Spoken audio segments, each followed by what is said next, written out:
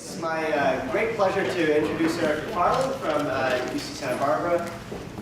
Eric actually is a product of MIT. After doing a BS and MS at UC Berkeley, he came to MIT for his PhD and actually simultaneously got an MD at Harvard Medical School. And his thesis work actually focused on using NMR methods, spin saturation transfer methods, to actually track fluxes of chemical reactions in vivo in mammalian tissues. Really interesting work. And after that, he was actually hired onto the faculty of nuclear engineering here at MIT. And then in 1991, he went to UCSB, and ever since, he's been there ever since, rose through the ranks as professor now. And his career has really spanned a number of topics, from imaging and NMR and other spectroscopic methods to a whole host of different catalytic transformations, photocatalytic, electrochemical, etc. And his real interests now are in how to save the world by trying to reduce our dependence on CO2 producing fuels.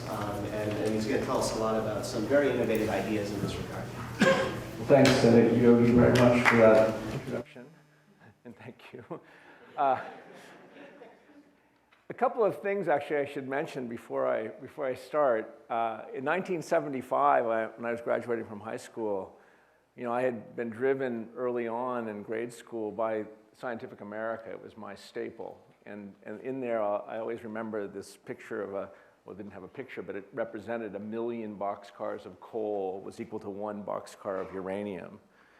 And probably that was my motivation for going to college. I wanted to play a part in this nuclear adventure. And so in 1975, when I graduated, there started this enormous surge, if you will, of nuclear reactor construction, brought upon by fossil fuel price rises. Fossil fuels were going up in price.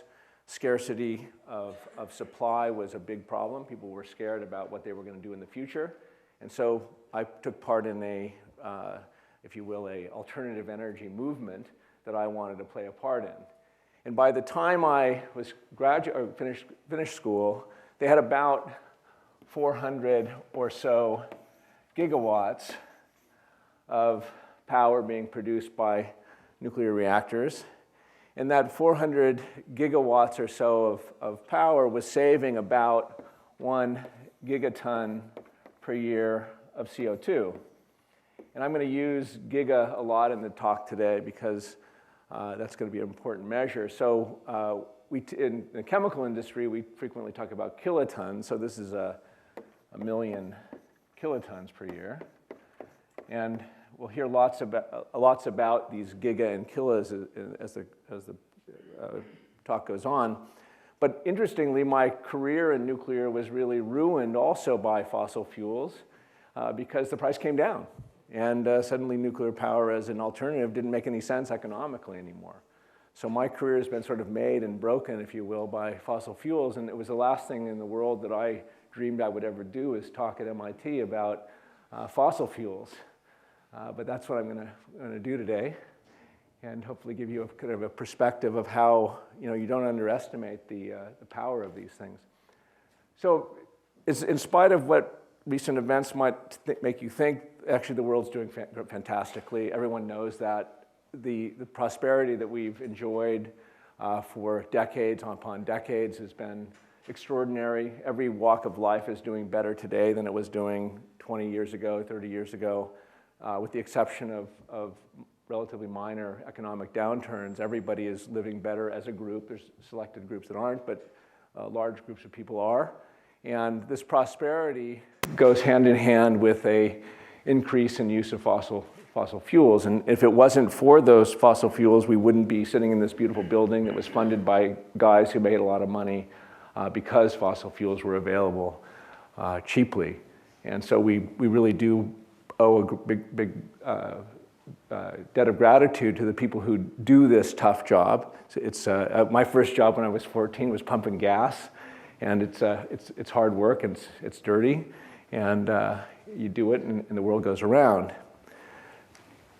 If you think about it from a resource owner point of view, and you all are resource owners, we really live on a solar battery, if you will, that was made long before we were here, when the energy of nuclear reactions on the sun was transmitted to the Earth and stored around the carbon in fossil fuels. So the electron density, if you will, around these fossil fuel carbons is what is our wealth.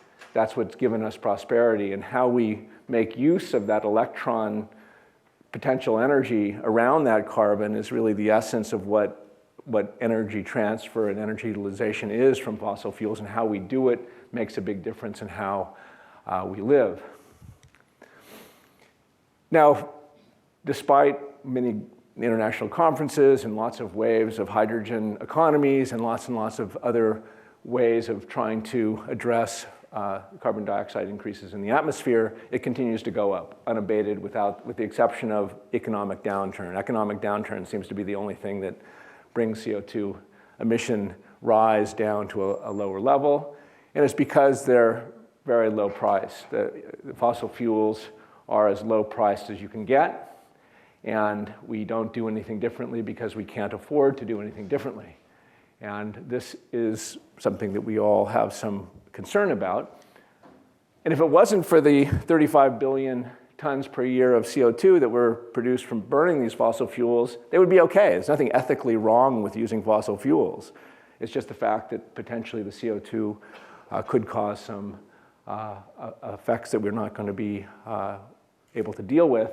And we need, therefore, some kind of a transition option to go from what we do today to the future. But inherently, if they didn't make CO2, we could use them just like we use other mineral resources.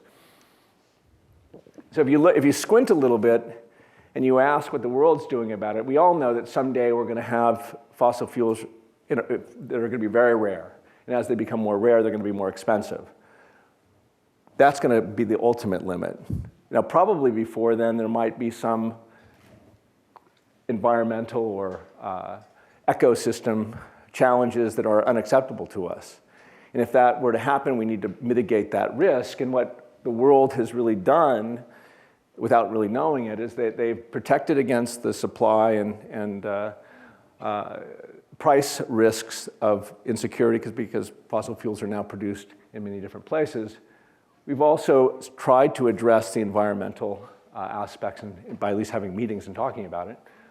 We've increased efficiency, and we're doing that, and that's something that's safe. And then the idea is we're going to increase CO2-free power generation, and that's the hard part. And what we put all of our eggs in the basket of solar, wind, nuclear, and hydro, maybe a little wave and geothermal. And these are technologies that today don't produce all that much power. They could be scaled, but that's a real challenge. And none of those are new. All of those are old technologies. Nuclear has been around for a long time, as is everything else. Solar panels were produced commercially in the 1950s. So these are all old technologies, nothing really new there. And none of them are really showing that they have the economic power to compete with fossil fuels. Now, without any reduction in CO2 emissions, if there is undue climate changes, the poor are going to suffer. Really, this is ultimately going to be a problem for the poor far more than the wealthy. The wealthy are going to be well insured, they can move wherever they'd like to. And so this is really going to be a problem for the poor. And ultimately, it's one of how much we care about the poor, how well we deal with the problem. When you look at the grand scheme of things with this carbon flux, if you will, from using 9.5 gigatons of carbon, we're combusting it. Basically, we use it for one purpose. We make heat. That heat's used to produce work.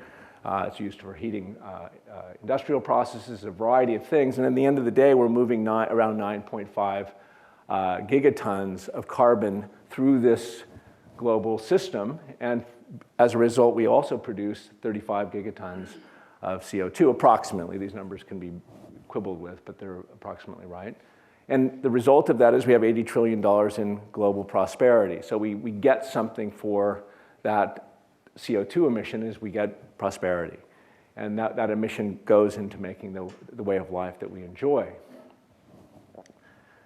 Our president's strategy, if you will, is to continue that. If you look at all indications, if you look at any projections, what we're going to do is continue to do that because we have an enormous infrastructure that handles fossil fuels. We have 20 million miles of pipeline. We have enormous trade resources that moved from country to country. We have agreements with nations on how we're going to price these things. And we have known ways to scale up fossil fuels. So we have lots of infrastructure, we have lots of reserves, and the plan going forward right now is to use more of it. And if we use more of it, the emissions will go up. But hopefully, because it's low cost, we'll be able to continue economic prosperity. But if the CO2 were to get worse, what I'm going to talk about today is another plan, is to use the fossil resources, use the infrastructure, use the same materials we were going to use anyway, but don't make any CO2. And that's what those of you who work in the chemical sciences know how to do quite well, is we're just going to not make one molecule. We're going to still make use of the potential energy, but we're not going to make carbon dioxide. We're still going to be able to use this as a way of generating energy. So if you will, plan B is to take these fossil resources, take the electron chemical potential around the carbon, and transfer it rather than to CO2, but stop at carbon zero. And so you can get a fair amount of energy from that transition. You can move from carbon that's very reduced to carbon that's only oxidized as far as carbon zero and get about half the energy out that you would have got if you would have went to CO2. So that's pretty good. It's better than zero. And in so doing, you're going to need to move more carbon through the system, so you're going to use about twice as much carbon. But if you're not making CO2, that's okay. And we'll talk about how one might do it, but it's really a more strategic use of the fossil resources that we have. So we're going to be more strategic about it. We're not going to make the CO2 that would need to be sequestered. In some ways, this would be the alternative to carbon capture and sequestration, which I know they've talked about in this lecture series. So we're going to go from 9.5 gigatons to about 19 or so, but now no CO2. I'm going to focus on methane. It's the molecule that I like. It has lots of hydrogen around it, and it's massively available. There's large quantities around today, and if you count the gas hydrates, there's more methane in the hydrates than there are in all the other recoverable fossil fuels put together. So there's lots and lots of methane. And furthermore, as we know, if we want to go a little further outside on other planets, there's lots of planets that have moons and things that have lots of methane. So methane's abundant, and there's lots of it to work with. Now, how we do utilize methane today is no different than we did 100 years ago. We burn it. So methane is burned, the vast majority of it. A very tiny amount of the methane is used to make chemicals, but that's a very small amount of the carbon. And in so doing, you basically oxidize it all the way over to carbon dioxide, to CO, and then you bring it back to some of these partial oxidation products. And that's a highly inefficient process. You have to do lots of heat transfer, you do lots of chemical processing steps, and you end up producing a fair amount of CO2 per ton of carbon product that you ultimately make. So we do it, we use oxygen as the oxidant, and that's how we utilize methane today. Now, one of the things that everyone should understand is sustainable chemicals isn't a real big problem, frankly. There's not a lot of carbon going through that cycle anyway. So if chemicals are or are not sustainable, that doesn't do a lot to emissions. It's not a big number. But nonetheless, it has the potential to demonstrate some chemistries and allow us to show there's an economic pathway of using fossil resources without making CO2. So what we do, again, today is we partially oxidize methane. We make syngas, CO and hydrogen.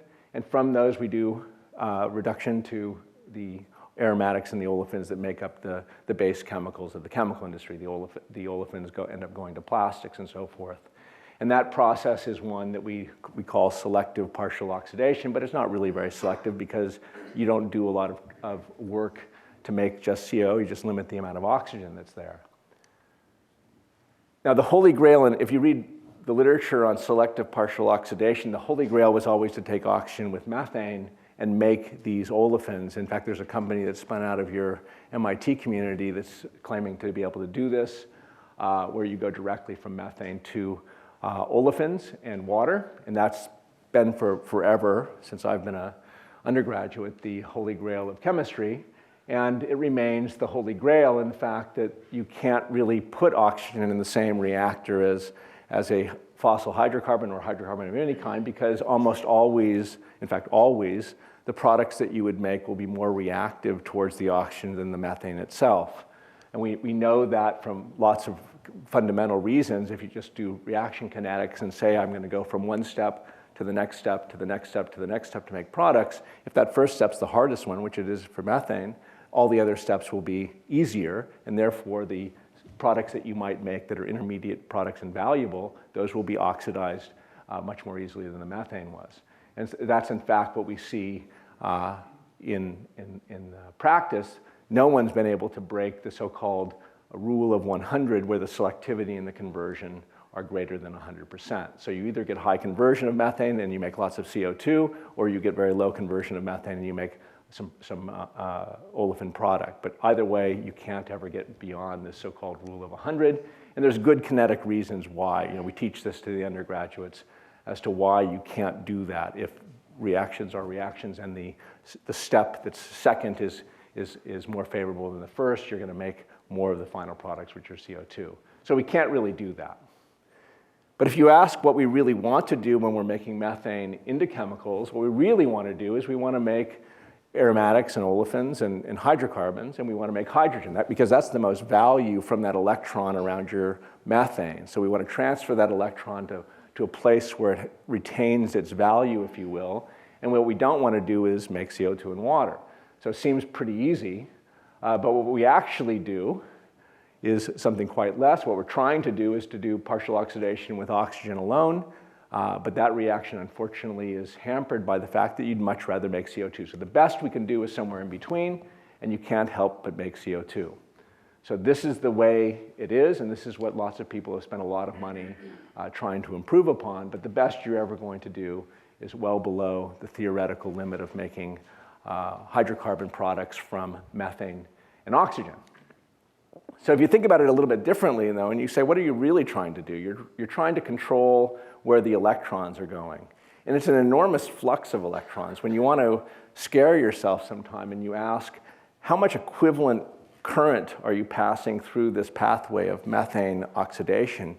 These are in units of million amps per kiloton. So about 1.5 million amps per kiloton of methane consumed is what the equivalent current would be to drive it backwards. So people who want to do electroreduction of CO2 to make methane are going to be talking about enormous currents in order to do what we do very easily with a gas phase process. And so the electrons are going to their oxygen, which is the electrophile, and that isn't really where you want them to go. So you want to be more strategic in how you allow those electrons to be used, because nature spent all that work putting them there around the carbon in the first place.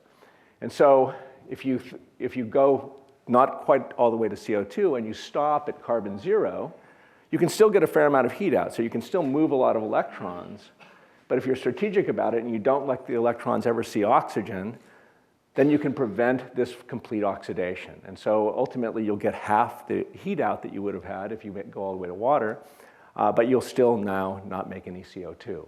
And that's really the strategy. You don't want to allow complete carbon oxidation if you want to prevent CO2.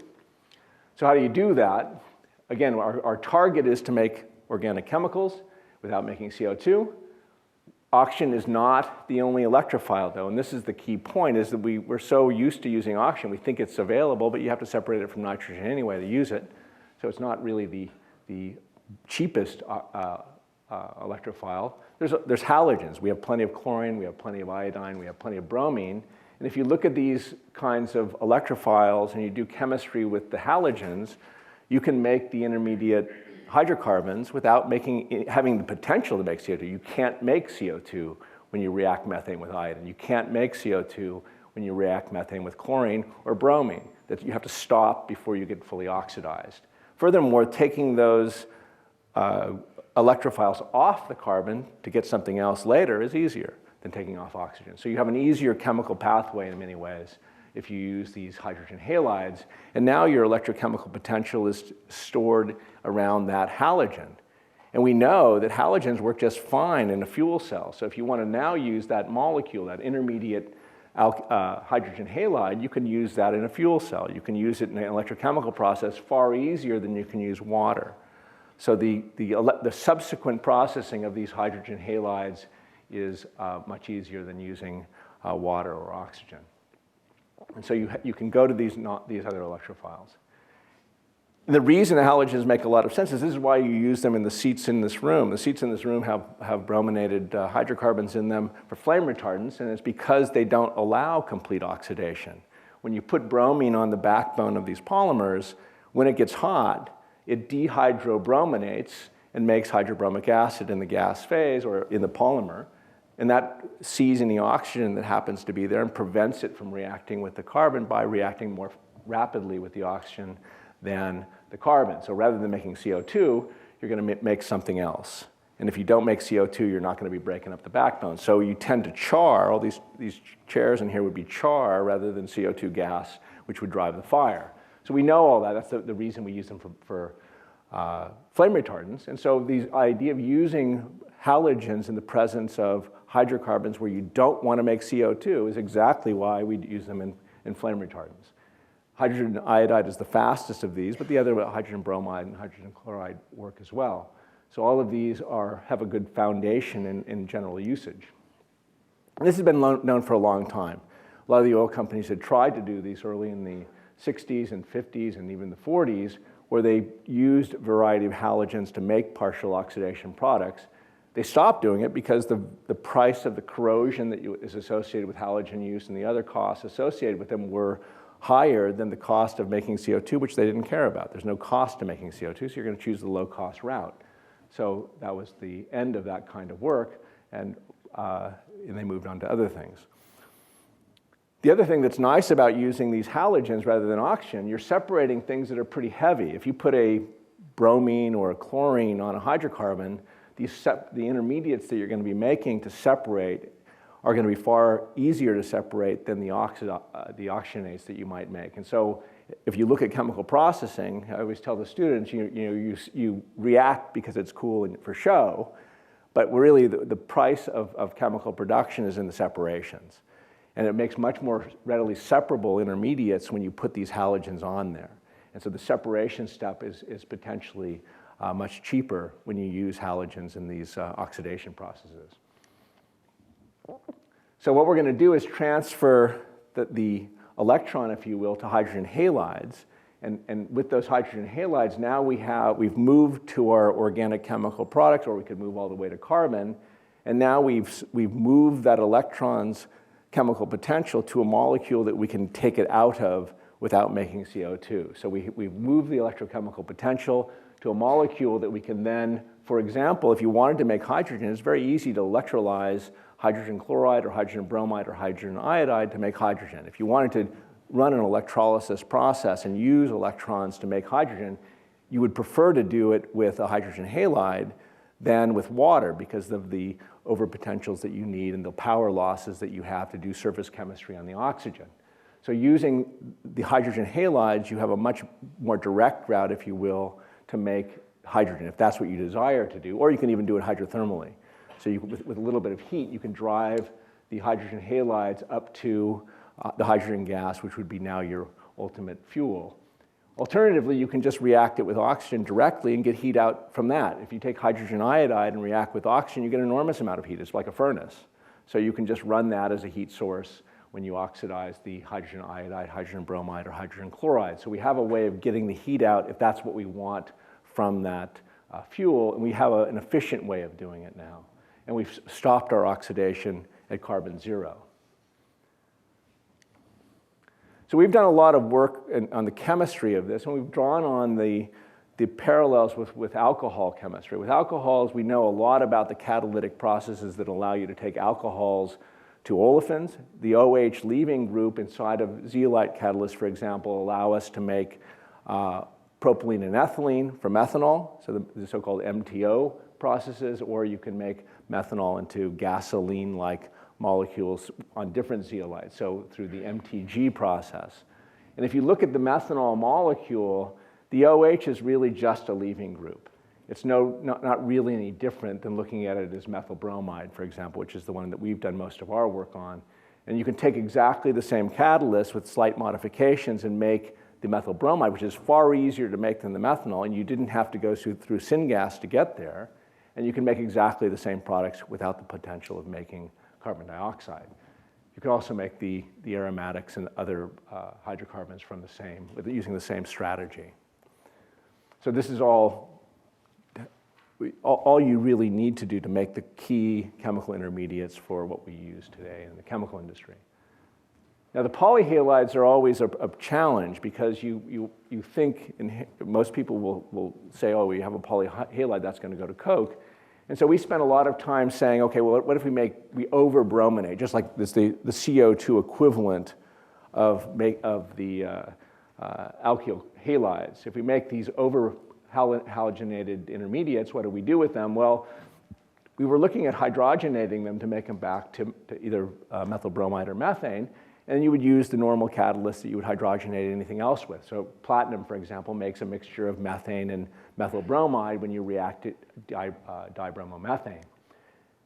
If you use rhodium or ruthenium, same deal. You make a little bit more of the mono-bromomethane, and that's all interesting and not very exciting, so I wouldn't be talking about it. But what was exciting is when one of the students used palladium, and he shows me all this big mess here. And this was really quite exciting because it's a paradigm that we've seen before. When we take syngas and we make oligomers, syngas is what was used in World War II to make diesel fuel. And syngas is going to be CO and hydrogen. So you put CO and hydrogen down on these metal surfaces and you can make things like diesel fuel. So here we were putting down, rather than CO and hydrogen, we were putting down these carbons and these hydrogen bromides, and they were giving us the same kinds of distribution that you would see if you were doing what they call Fischer-Tropsch chemistry. And so that was completely unexpected, actually. Of course, later on we pretended like it was all part of the theory, but it wasn't what we really expected. And it turned out this was a palladium carbide catalyst that gave rise to this behavior. And the paradigm of populating this metal surface with a combination of carbon and hydrogen and having the chemical potential of that surface adjusted just right allows you to make this broad mixture of hydrocarbons. So we were able to get the same kinds of diesel fuel mixtures that you would see from CO and hydrogen with these dihalides mixed with methane.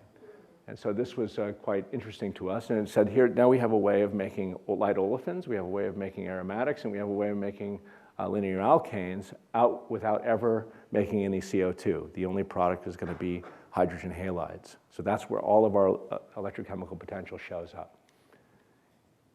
So if you look at what we do today, all the chemical processes that go on, for example, in the Middle East in billion-dollar plants, they take methane, they'll make syngas. From the syngas, they'll either make methanol or they'll use these Fischer-Tropsch chemistries to make linear alkanes, which are your diesel fuel and your waxes and so forth, and lots of CO2.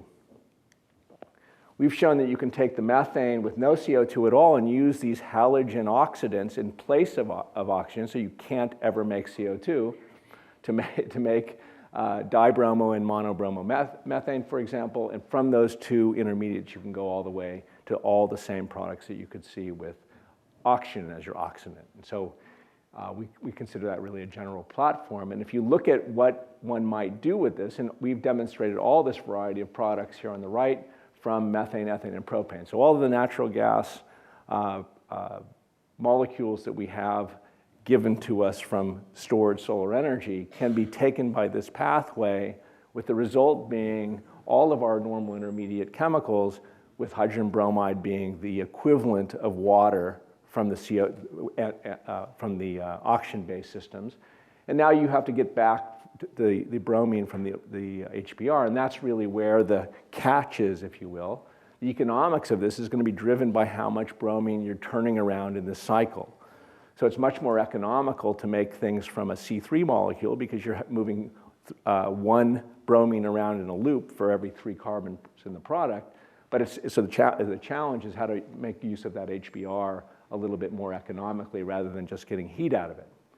So a lot of this, then we were inspired by some of the work that's going on here at MIT from Don Sadoway's group, for example, where they're trying to do electrochemical production of iron. And he's doing some very nice work with electrolysis, if you will, of the oxides. But it turns out in those cases you have some difficulty in doing that electrolysis at modest temperatures. So we said, well, what if we use our hydrogen bromide to participate, to facilitate, if you will, the production of iron? Here's a big volume chemical made in massive quantities, which today is made and produces a lot of carbon dioxide. About 2 gigatons of iron are made globally. The idea is to react today iron oxide with coal. You make stoichiometric CO2, so you're making a lot of CO2, 2 tons of CO2 per ton of iron, and you get reduced iron. And from that we get our metals. Instead, if we take the hydrogen bromide or the hydrogen chloride that we can make from chlorinating methane and react that hydrogen chloride with the iron oxide, we can raise the iron oxide up to something that's much more easy to electrolyze, the iron chlorides. So you can electrolyze out of the iron chloride salt, and now you can make iron with a lot lower voltage, a lot easier from an electrochemical process point of view, and you regenerate your chlorinating potential, which is the iron chloride of the +3 oxidation state. So the process as a cycle looks pretty good. You've now eliminated the need to use coal, and you have a chlorinating agent that's part of the integrated process. And so we've looked at this as what the economics look like, and we costed it out based on some of the well-known hydrometallurgy processes. It looks okay, but you still need CO2-free electricity if you're going to do this. You still have to use electrolysis, and that's ultimately going to require a CO2-free electricity source. So we thought of it going a little bit further and using the hydrogen chloride to make the iron chloride intermediates, but just use more methane instead. So now we take this iron chloride that we make with step 1, and then we just run methane through it and pyrolyze it. So we pyrolyze the methane, we pull off all the chlorines, we just heat it up, and we make reduced iron in one step. So here we don't need electrolysis anymore, we just need high temperature. And you get the high temperature by burning the hydrogen that you get. So you can put this into an integrated process that allows you to reduce the iron without ever seeing CO2. And so this is the kind of integrated process for chemicals anywhere where you can see how you can take away the CO2 content. Now, I want to leave the chemicals though, because it's interesting chemistry, it's fun, but it doesn't really solve the problem, because if all the chemicals don't make any CO2, it doesn't make any difference. CO2 is still going up in the atmosphere. So what the real challenge is going back to that 9.5 gigatons that's largely used for generating heat and motive power. And that's where the real challenge is. And again, we go back to what we want to do. We want to get CO2-free fuels, and hydrogen's always been the one that people have talked about. We want to make a hydrogen economy, or at least some people do. And so hydrogen's always been the place where people want to go.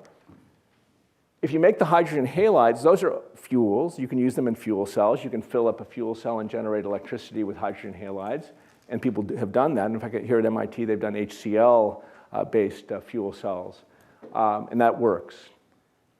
We're kind of keen on ammonia. If you could make ammonia as a fuel, you have a way of taking your electrochemical potential from the methane and putting it now onto this nitrogen, which you can then burn and make back water and nitrogen. So ammonia as a fuel is a real interesting target where it would allow you to make the transfer of that chemical potential to something that fits in well to our infrastructure. And there's lots of examples of vehicles that have run on ammonia. There's some both today and historically. The X-15 was a supersonic transport airplane that ran on ammonia. It has the same heat of combustion as methanol, so it has plenty of power per weight. When you burn, though, you only make nitrogen and water. There's ways to get around the issues with NOx and stuff. So this is really a nice fuel. And the wonderful thing about ammonia, if you think about it, if you made it at a price for fuel, it would do something else that's really important for the poor, which is to lower the price of food.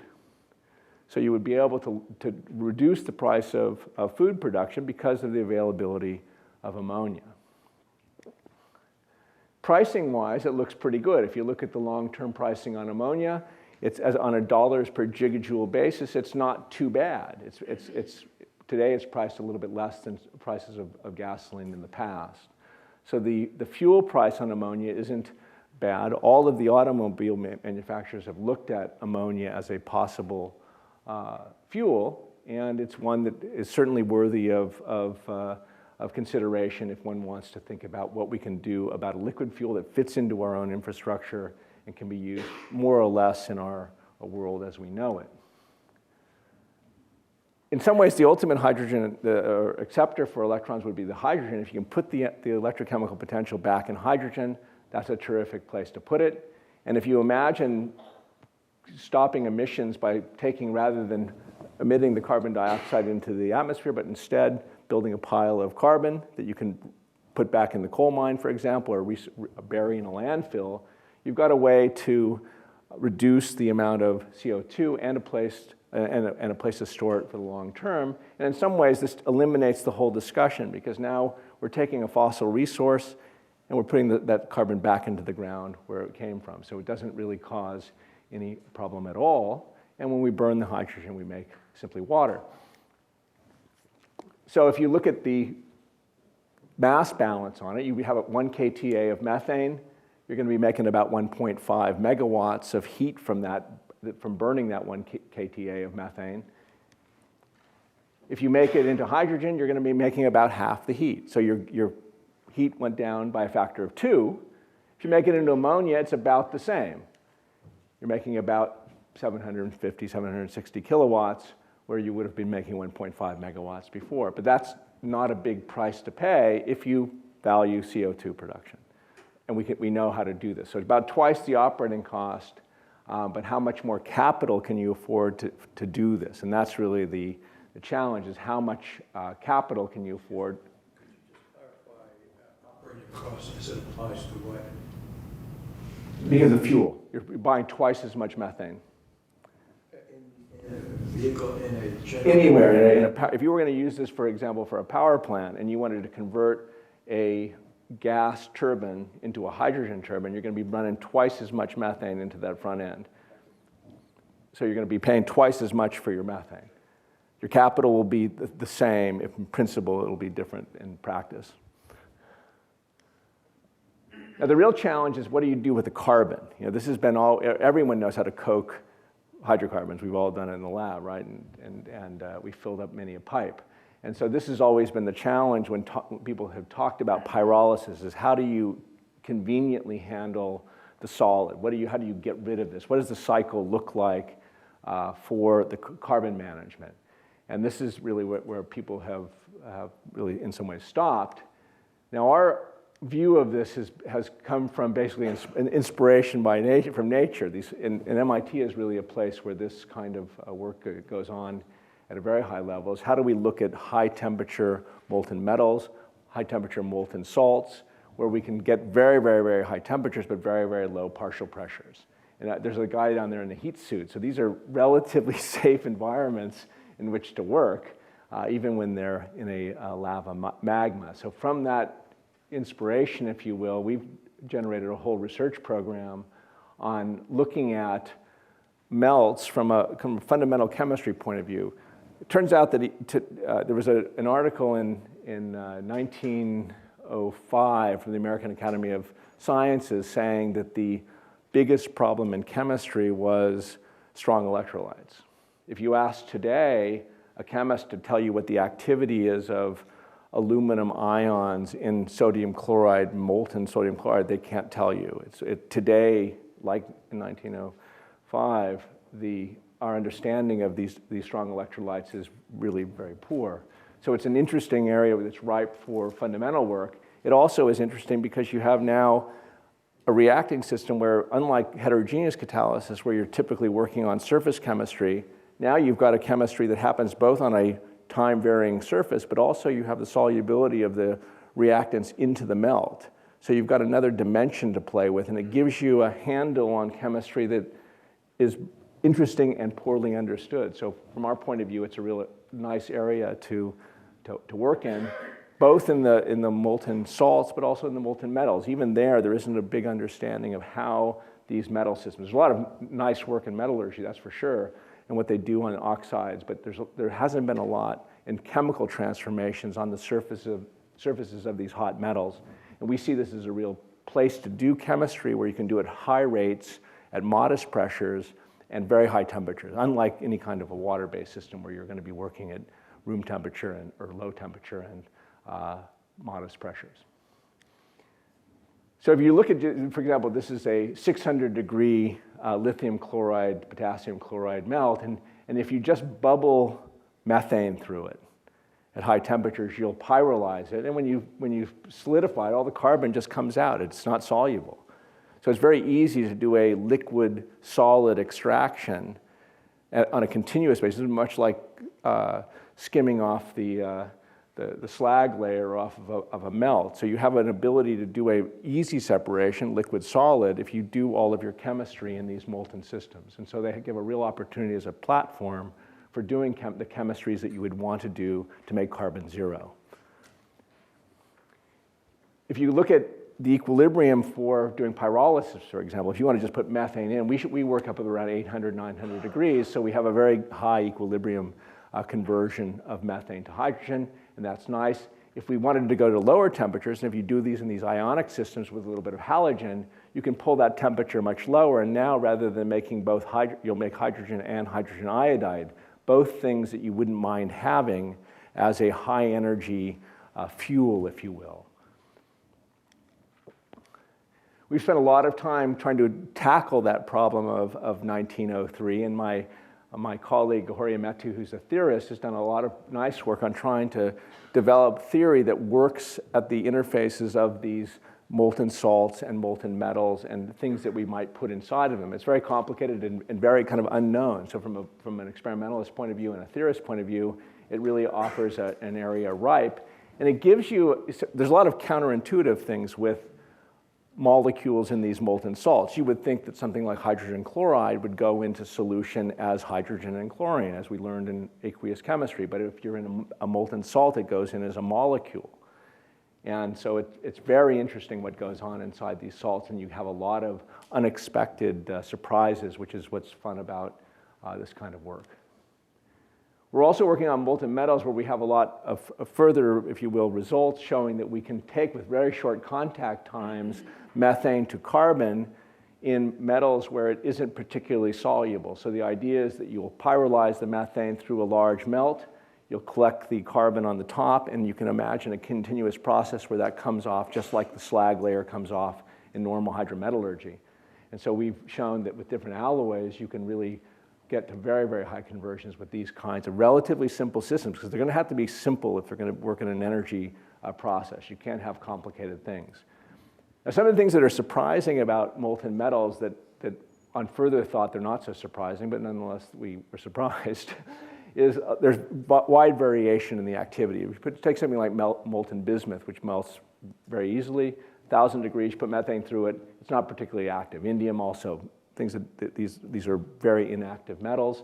You go to platinum and tin and so forth, and these become more active. But you would think that if you could add a little bit of platinum to bismuth, you would have a pretty active catalyst. Platinum is a very active catalyst for methane activation. Put it into bismuth, it should be even more active. It's not. The bismuth, in fact, donates an electron to the platinum. It's no longer electrophilic. It doesn't activate methane at all. But what's interesting is the most active materials we've seen are things like nickel and bismuth, where the nickel is in fact not the catalyst. The bismuth is the catalyst. The nickel is activated the bismuth to become more Lewis acidic. And so the bismuth is what's doing the pyrolysis, if you will, on these methanes. So, and with very short contact times, a few seconds of resonance time at 1,000 degrees, you get 100% methane conversion. So this could be a very simple bubble column reactor to make this work. If you look at ways of estimating how much this might cost, we have lots of industrial experience in these kinds of blast furnace type arrangements. And so our vision is that you would run this gas through the slag layer, the carbon-containing layer, as it comes off the top, because you have to cool it anyway, transfer the heat to your reactant gas, and that goes then through your molten metal, and you collect the carbon off the top and take it off, and you take the hydrogen out the top. And that would then could run right into your gas turbine. So we can cost these things using existing technology. And we've done that now. We've looked at some fairly large-scale conceptual processes, and these things look pretty good at first blush. We can certainly we know experimentally we can make the hydrogen. Sorry for the small print, but the take-home message here is when you compare it to what we do today, which is steam methane reforming. So all of hydrogen production in the world is largely due to steam methane reforming, which makes a lot of CO2.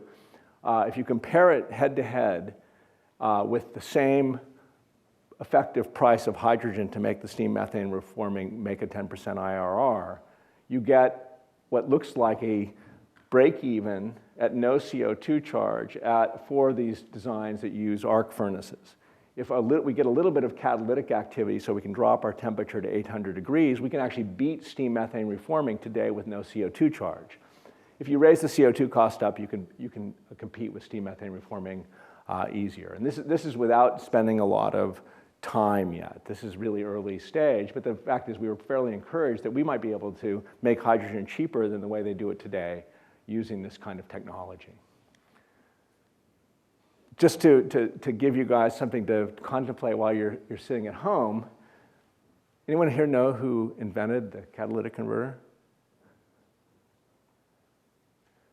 I know he does. So Eugene Howdrey changed the world. I mean, Los Angeles would be uninhabitable if it wasn't for Eugene Howdrey, a chemical engineer who developed he also developed part of the cat cracking process, but catalytic converter, $100, and it does really complicated chemistry. It both oxidizes all the unburned carbon in your exhaust stream, but it also does NOx reduction. So it's a pretty complicated reactor for $100. And the first ones weren't at all that compact. So those of you who are imaginative young people and want to make a name for yourself, what you want to do is come up with a device that you can imagine in a car where you could fill up the tank as you normally would, or maybe use methane as in a compressed gas tank, and then swap out your car, it would maybe a 48 mile per gallon hybrid, and put a pyrolyzer into your car so you can just fill the tank as you normally would, but pyrolyze it on board, put the carbon into a little holding tank, and when you go to the gas station, pull a lever like you're dumping your septic tank and dump the carbon out. So if you could do that and do it fairly cheaply, you could immediately reduce emissions without changing the infrastructure at all. You could use gasoline for the fuel. And people would accept the 24 mile per gallon hybrid. That wouldn't be something the public would object to if CO2 ever becomes something that's important. So building a small, clever device with this very simple concept of a bubbling bed of molten metal, heated by the hydrogen itself, by the way. So you have plenty of energy to keep the temperature up, is something that could potentially, with the simplest design, much like the catalytic converter, really make serious changes. Now, probably it wouldn't look like that. It would probably look like a pretty big unit operation, maybe even at the gas station, if you wanted to minimize infrastructure changes. If you have methane, and you have the hydrogen you might make from pyrolysis, you could go to a Haber-Bosch ammonia facility, which uses steam methane reforming now to make the hydrogen. And instead of using steam methane reforming, instead you could use pyrolysis to replace that unit operation and then use the rest of the facility as it is. And it wouldn't look very different and wouldn't cost very much different than what Haber-Bosch costs today. In fact, it might even be lower priced because to do steam methane reforming, you need to use air separation. And air separation is not cheap. And so here you could take fairly raw gas and pyrolyze it and use that for the Haber-Bosch ammonia process. Now our own grand challenge, if you will, that we're working on is how do we go from methane directly to ammonia, carbon, and some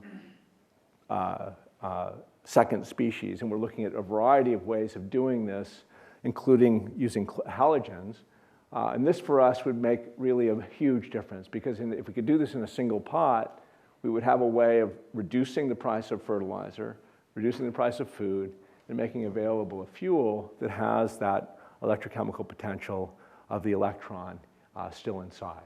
So that's where we're going right now. That's where my students are staying up late at night dreaming about is how do we make that work. Some of the ideas that we have, these are all going to be done in molten systems because we think that's the right way to separate the carbon in these two-phase solid liquid systems. We think that there you can do interesting catalysis, both acidic catalysis in metals, base catalysis in molten salts, and if we can crack that nut, we think it will be quite significant. So let me summarize and say that fossil hydrocarbons are going to be here forever. We're going to use them until they get too expensive to use. They're going to be key to making us and this generation prosperous and hopefully the next. We don't presently have anything that can compete with them. If and only if we place a meaningful cost on carbon emission, then possibly, and if we keep the unnecessary restrictions on nuclear power, we don't have a lot of options other than nuclear or these kinds of CO2-free use of fossil fuels. We think that these alternative pathways have exciting chemistry, fundamental problems that would be interesting for engineering and chemical scientists, and we think that these are an area that would have a very high intellectual vacuum in which all of you can participate. So with that, I'll acknowledge my many collaborators. Chess Upham is the graduate student working on the molten salts. Heinrich Christofferson is the theorist who's been working on the density functional molecular dynamics work. Brett Parkinson's been working on the pyrolysis, and Mojan Zafrana is the process engineer who does the costing. Faculty members at Santa Barbara, Jorge Metu is our theorist. Mike Gordon and Galen Stuckey are both in the characterization area. So with that, I'll stop and take questions.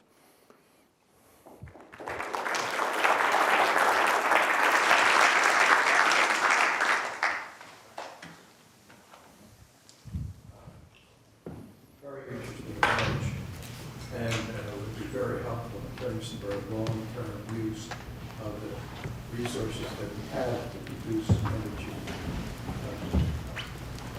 Natural gas won't be around forever, but it will be around for a long time. Out of the raw materials that you work with, what happens to the other elements, the non-carbon, non-hydrogen? Have you given thought to that?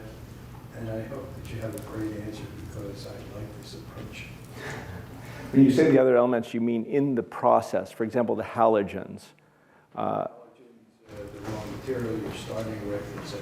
Well, one of the things that's nice about methane is, other than having ethane and propane in the stream, and some CO2, maybe a little bit of CO2, and sometimes a little bit of hydrogen sulfide, the content of the gas in most places looks pretty good. And actually, let me just go back here for a second, if I can. Oops.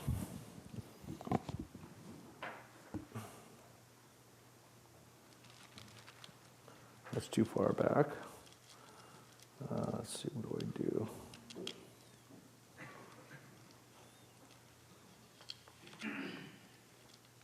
Because I think there's something I didn't talk about, but I think it's worthy of comment because you asked about it. In this kind of schematic, we're going to be bringing in gas that's probably going to have contaminants. Even the best gas is going to have some hydrogen sulfide. But carbon, remember, it's going to be hitting a carbon's bed of almost pure carbon. What do we use in the lab to absorb everything? Carbon. So we're going to be running this gas through one of the best absorbers known. And so our feeling, though we haven't proven it yet, is most of the things that are going to be bad at this end will be absorbed by the carbon and go out back to the landfill. Now, one thing that I want to acknowledge also is that's flammable. That carbon is really flammable. So one has to pay attention to a lot of safety things that I've glossed over. I don't want to make them seem irrelevant because they aren't. You could even make steam while it's still hot on that carbon if you wanted to, as long as it's not too hot and you make CO. But we believe that carbon bed will be itself a good absorption bed for a lot of the impurities from the feed stream. Now, if we're going to go through the alkali halide salts, there's other things there that can get into the gas stream, some trace amounts of the chlorides and so forth. And on those, we're going to have to find salt combinations that give rise to very limited amounts of that. Well, ideally, you want to precipitate out all of the undesirables and carry those in your waste stream. Because this is ultimately going to be a big waste stream. It's going to be as much coal as went into the plant before is going to be going out. And if you really want to dream a little bit, you can imagine going to a coal plant that already has rail lines there. You replace that coal plant with a gas plant that will use the same rail line to take the carbon back to the coal mine and dump it in. Well, that's going to leave a lot of research work that we need to have done. So I hope the budget doesn't get that. Separate issue. What are your strategies for mitigating corrosion from the hydrogen halides form, especially at these molten salt temperatures? The strategy was on the corrosion of the hydrogen or the halides in general. What are the strategies for that? And that's a great question. And in fact, it was really quite important for these hydrocarbon processes. And it's something you always, you teach the students whenever you see halogens, you think expensive. One thing that's been good in the last 10 or 15 years is that material science has become much more of a science than an art. And now we have alloys that are much better in this. If you look at the chemical industry, we make millions of tons of vinyl chloride monomer through oxychlorination with chlorine, and this is both with water and HCl in a hot environment. And they do that safely and at high productivity and high profit. So those material challenges on the gas phase have been pretty well worked out. If you go to the hot salt side, aluminum is made in fluoride salts, and many of the copper, for example, is made in these hot, molten, corrosive systems. So they've worked this out. Oftentimes it's done by freezing the wall around the edge of the vessel so that you have a layer of the solid salt on the side, so you can put even carbon steel, as long as you build up this cold wall on the surface, works okay, especially if you use direct electrical heating, which is a way to heat this thing without having to heat the walls. So, I don't want to underplay it at all. It's a problem, and it's something you have to worry about.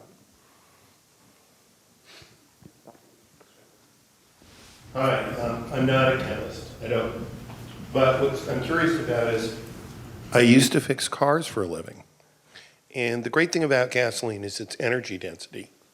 And if you switch to something like ammonia, which you can imagine pumping, and what's the difference in the energy potential between that and gasoline, which I realize is not actually a consistent product? It's about 2/3. It's equivalent to methanol. Formula One cars run on methanol. So we know that as a fuel, and energy-dense fuel, methanol works fine. And actually, ammonia has worked in vehicles, so they know it works in vehicles. So in terms of the energy density, it's not as good as isooctane, but it's as good as methanol. So it's not perfect, but it is funny though, if you asked a chemist, design me the best molecule you possibly can that's going to be safe, non-toxic, and have a high energy density, you come up with isooctane, actually, if you don't care about CO2. Isooctane is a pretty perfect molecule for lots of things. It just makes CO2. In Europe, a lot of commercial refrigeration is done in buildings with NH3. Here in the United States, to put a chiller that uses NH3 as a refrigerant, you need to build something called a Class T machine room. In urban areas, the susceptibility to the toxicity, do you know how the Europeans have overcome the resistance and lowered the cost of utilizing methane in buildings? Or is there something that I don't get about using methane safely in dense urban fabric? You mean ammonia, I think, right? Yeah. The toxicity of ammonia is real. It's not non-toxic. The toxicity limits aren't particularly bad. You smell it pretty early, so it's a great advantage. But it is toxic, and that's something that is just true. And methanol is toxic also though, and it has a lower threshold for irreversible toxicity than ammonia. So it is toxic, it just doesn't make CO2. And there are ways of handling it safely. We do, in the agriculture industry, they do it all the time. Ammonia is used in massive quantities globally, safely, yeah. So I think that one would have to develop those practices that would work for an automotive sector use, but the level of difficulty in doing that probably is not particularly high.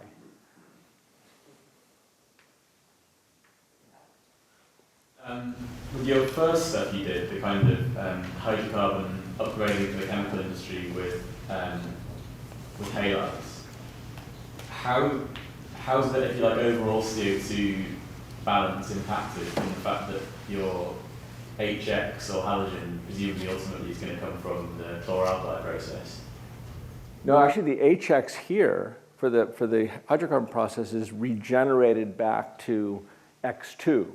So HX plus O2 gives you H2O and X2. So if you take HCl and oxidize it, and this is the so-called Deacon process, and then you can make use of that heat. So you're always recycling your halogen. Now the downside of that is that that's a big recycle loop. And from an engineering point of view, you don't like to have a big recycle loop. That costs money.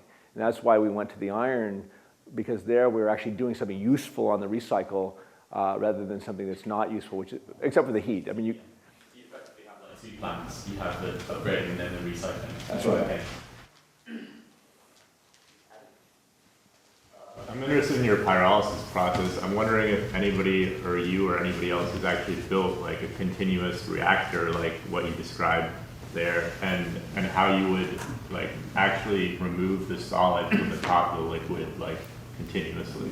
So our model is like a blast furnace. When they have a blast furnace and you capture slag off the top, there's mechanisms for just pulling that solid slag off in a continuous manner. And so our model is that we would use exactly that same technology that's used in blast furnaces, or a variant of that. Certainly what we've observed in the lab and other people, I should mention that there's a nice group in Carlsberg in Germany that's doing work with molten tin, and they have kind of a similar view. We'll take the insoluble carbon and take it off the top. Now, in full disclosure, shouldn't tell you the details, but in that carbon, you have to worry about how much metal is there, because you can't lose the metal. And there are different alloys that give rise to more metal than you would like in the carbon, and other alloys that don't. And part of the science, if you will, of designing your alloy is to find alloys that don't have any presence in that solid carbon. And so I think there's a lot of work to do in understanding how that carbon is formed. We happen to like the molten salts a little bit better. In fact, probably those of you who are nanoparticle people, you've seen some of the work in molten salts where you run alcohols through them to make intentionally carbon nanoparticles. In the molten salts, you don't have a lot of solubility of the salt in the carbon at all. And furthermore, that's really cheap if you lost some. Whereas the metals, are, depending which metal mixture you have some potential loss there. And that's a detail that I glazed over because I didn't want to lose my story. Non-chemist here, and apologies if the answer is evident in the presentation to the other chemists in the room, I guess. But just given the total supply chain from the point of extraction to the various end uses of fossil fuels results in greenhouse gas emissions, to what degree does your research apply to each stage of that process? And I guess, if not, what areas of research do you think would be compelling so that it casts as wide a net as possible? So you're talking about the transportation derived CO2 that you get from moving the oil from point A to point B? From the point of extraction, the methane flaring, the transportation, I don't know, there's so many different areas. Well, the methane flaring is a great one because we believe that there's a solution for that, for maybe someone in this room even. That's a nice little, because flares aren't cheap. And one could rejigger it a little bit to have a secondary loop that basically pyrolyzes and heats in the same loop, so you're just throwing out carbon and water. So there's probably a little business in that. So we think we can handle the flares. But moving it from point A to point B and getting the transportation CO2 associated with that. If one's using hydrogen or ammonia for that transportation, you don't have that CO2 anymore. So you can imagine, I think you'd pick your poison, right? You're going to first start with the power plant. The coal plant's what's got to go. Coal plant's target number one, and you want to make that a hydrogen plant to make electricity. So the other things are much smaller in quantity of carbon, so you're going to take those last. Rather than, I presented this as the chemicals first. I wouldn't pick that first. That's not what's causing the rise in CO2 in the atmosphere. It's power generation. You mentioned using ammonia as a fuel, and that's a good idea. Well, I was wondering, when you're burning ammonia as fuel, do you get NOx or doesn't? In some cases, you can get NOx. In some cases, and they have catalytic converter processes or catalytic combustion processes that minimize the NOx. And that's a real issue. I think the automobile manufacturers have ways of combusting so that you don't make NOx or very little NOx, but it's that's something you have to worry about. Going along that idea, I think it's probably more of a concern than it would be with current catalytic converters. Because the catalytic converters are just designed to get trace nitrogen that happens to be in the fuel, whereas here the fuel itself is composed of a nitrogen-containing compound. Yeah, no, you're bringing in a lot of nitrogen, though. And though NOx is small. You're right, NOx is small. I had two questions, actually. You use a lot of computational theory to predict, well, my question is, how well do you think the computational models you use work to predict the activity in the different possible and combinations of molten salts that are available? And two is there a way to reduce the temperature using the melts or other methods, or is it gated by just the thermodynamics of Tolkien? Okay, so question number one is very naive early stage calculations using good quality DFT-MD, but that's not the end of the story. I mean, we're doing what we know how to do. We think there's a lot of room to improve. What's interesting, though, is the few things that we have computed. For example, if you add an alkali metal, or basically any metal, to a melt, alkali metal in particular, you'll make, for example, solvated electrons. You predict that, you see that.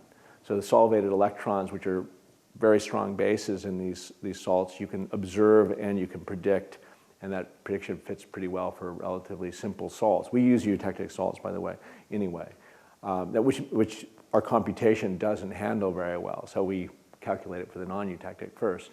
But these are very naive, and hopefully there's some theorists in this room that would be able to do much better than we're doing. But if you think about what they had before for electrolytes in general, we had Debye-Huckel, which is clearly wrong. And so the only thing we have today is DFT-MD.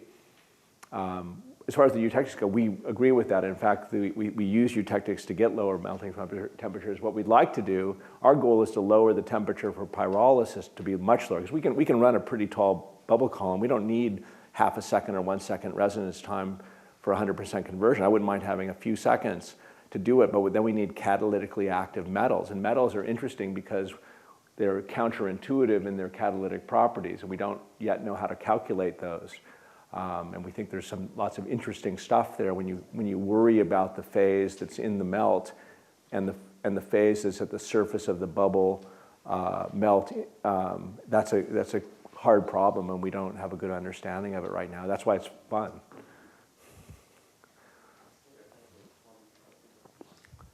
Sense, when you're using molten salts to do the pyrolysis, do you have any sense that the molten salts have a catalytic activity in a similar way that the metals might? The straight lithium chloride, potassium chloride type halide cells are dead. I mean, you basically do you heat it up and you'll get gas phase chemistry. If you add things to them, though, that's where it becomes more interesting. So if you put in a strong Lewis acid, like aluminum chloride or something, or zinc chloride, you can invoke activity. Now, we're not sure exactly how that works, though, because you form these molecular ions that you don't have any ability at all to predict. I mean, no theorist can tell you, and there's no table you can go up and look up the network that's formed from zinc chloride in potassium chloride, lithium chloride. You can't find that anywhere. So you do an experiment, you do all the usual characterizations, and then you go, wow, I'm going to ascribe the catalytic effect activity to that molecular ion that I found after the fact. So unfortunately, right now we're shooting in the dark. And so all of our early work has been on intuitive feels for, okay, well, Friedel-Crafts works, so we'll use Friedel-Crafts catalyst, but that's not very sophisticated. It's we're pretty primitive. I think in 10 years we'll look like fools. Maybe 5 years. Did I hear you say that the metals can be recycled in this process?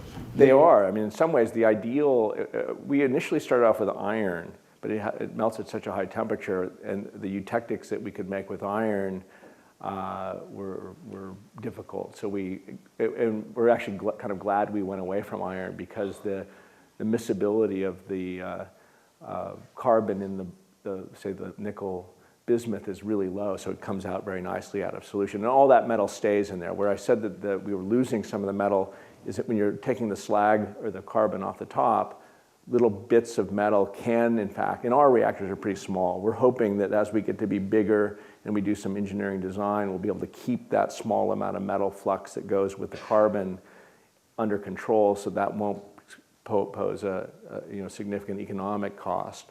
Right now, we don't know, but we know we can detect some metal in there, and we can't accept that in the long run. Well, I was thinking not so much of the cost as to amount of resources over a very long period of time. As I said before, this is a very interesting approach. That's why I asked the question. We hope we'll figure out some way to get it back. In fact, you could, in principle, do an acid extraction or something to dissolve them out of the carbon.